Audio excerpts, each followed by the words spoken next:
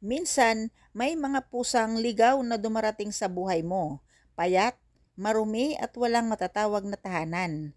At sa simpleng awa, pinapasok mo siya sa bahay mo, pinakain, inalagaan, minahal. Hindi mo akalaing ang simpleng pagtulong mo sa isang stray cat ay may kapalit palang biyaya.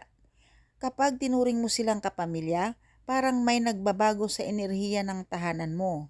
Biglang gumagaan ang pakiramdam, mas nagiging payapa ang paligid, at may mga blessings na dumarating bigla at hindi mo inaasahan.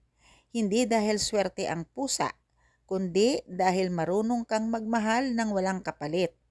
At sa mundong ito, ang kabutihan laging bumabalik. Kaya kung may pusang ligaw na lumapit sa iyo, baka hindi lang siya nangangailangan ng tulong. Baka siya rin ang magdadala ng biyaya sa buhay mo.